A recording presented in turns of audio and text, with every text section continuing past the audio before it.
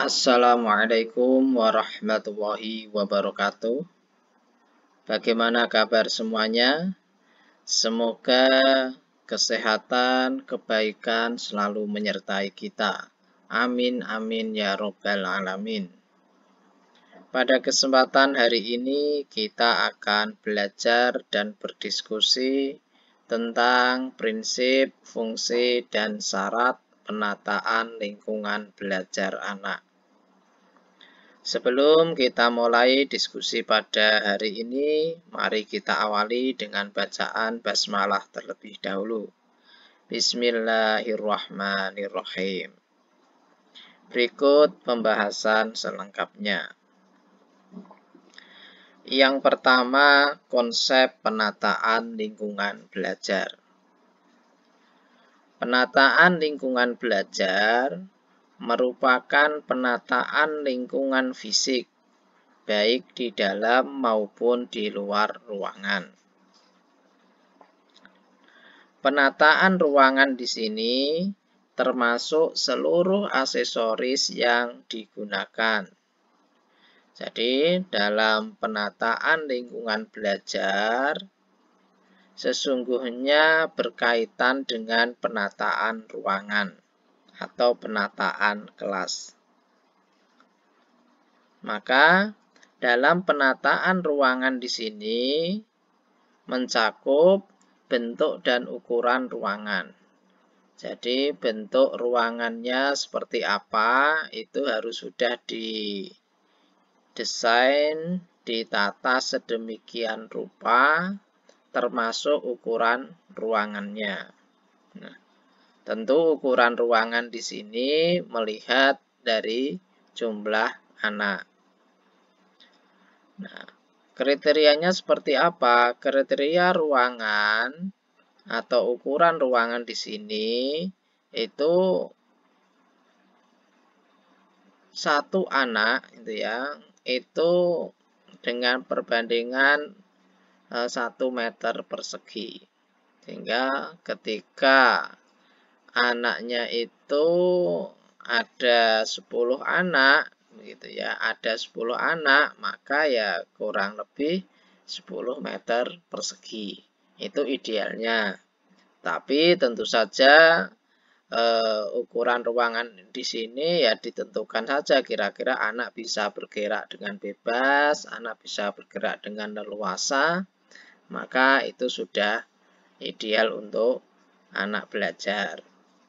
Yang berikutnya pola pemasangan lantai. Jadi lantai baik itu yang ada di dalam ruangan maupun di luar ruangan itu ya sebisa mungkin dibuat yang tidak licin, ya, dibuat tidak licin dan aman bagi anak.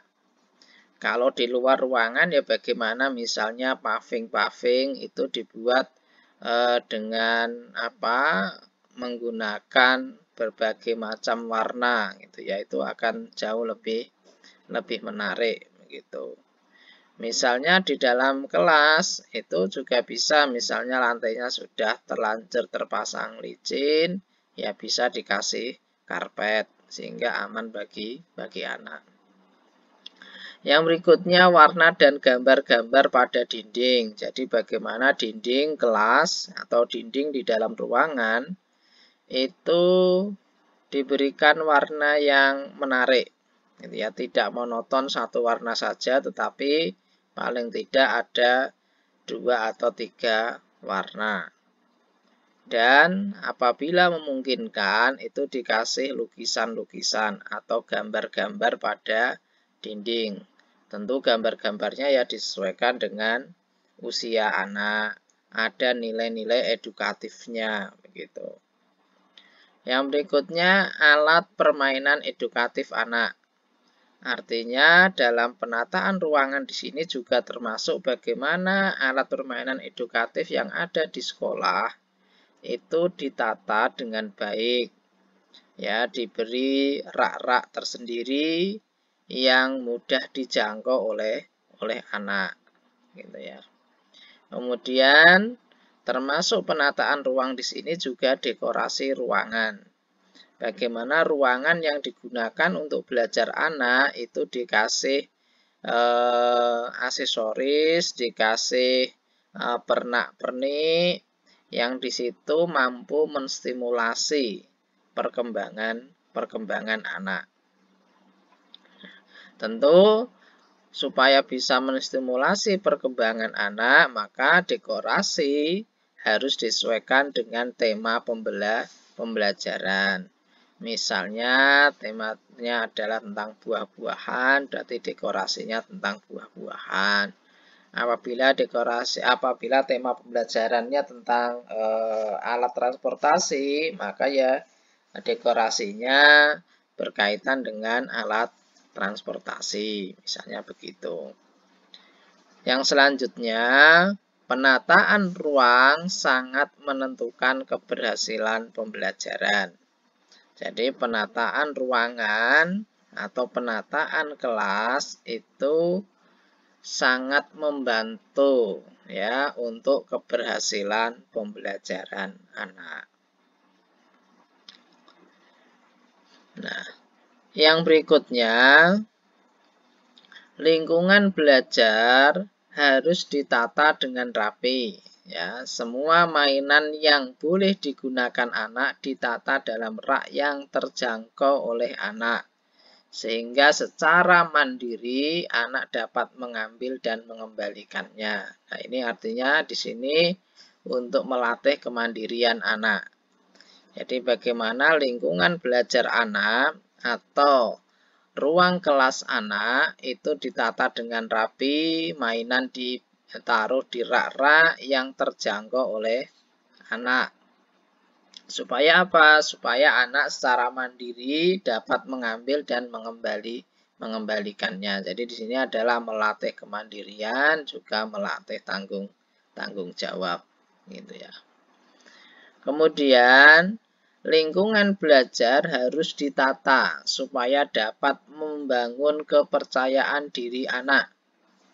Lingkungan yang penuh tantangan namun aman dilakukan anak itu dapat mendorong anak untuk mencari jalan keluar setiap tantangan yang ada. Hal ini menimbulkan sikap kreativitas dan pantang menyerah. Nah, jadi dalam penataan lingkungan belajar pun juga harus didesain sedemikian rupa supaya bisa membangun rasa percaya diri anak, gitu ya. Kemudian yang berikutnya, lingkungan belajar harus ditata dengan baik agar mampu mengembangkan keterampilan motorik halus anak, gitu ya. Penataan alat permainan edukatifnya, kemudian aksesorisnya, gitu ya, itu ditata dengan baik. Kemudian lingkungan belajar harus ditata supaya dapat melatih koordinasi tangan mata, keterampilan sosial, keaksaraan awal, sains dan teknologi, dan lainnya dapat mendukung keterampilan anak. Jadi sebisa mungkin dalam melakukan penataan kelas atau penataan lingkungan belajar anak itu ya semuanya dirancang gitu ya, dirancang supaya bisa melatih motorik halus anak, melatih koordinasi tangan dan mata, keterampilan sosial, sehingga seluruh aspek perkembangan anak itu secara tidak langsung itu bisa terstimulasi melalui penataan lingkungan belajar. Lantas seperti apa prinsip penataan lingkungan belajar itu? Kan begitu ya. Maka prinsip penataan lingkungan belajar anak, yang pertama, penataan harus mengutamakan keamanan dan kenyamanan anak dalam belajar. Jadi yang paling utama itu adalah keamanan dan kenyamanan. Bagaimana lingkungan sekolah, lingkungan belajar anak, ruang kelas anak itu sangat aman digunakan oleh oleh anak. Pastikan ya temboknya bagus. Artinya bagus itu apa? Tidak mudah roboh gitu ya. Kemudian ketika ingin temboknya itu dikasih cat gitu ya, pastikan cat itu tidak bau misalnya. Kemudian untuk kenyamanan anak, pastikan ventilasi ruangan itu cukup untuk pergantian udara gitu ya. Pastikan lampu ya, penerangan itu juga cukup sehingga anak itu belajar ya sangat nyaman di dalam ruangan tersebut. Artinya yang paling utama prinsip penataan lingkungan belajar di sini adalah keamanan dan kenyamanan bagi anak.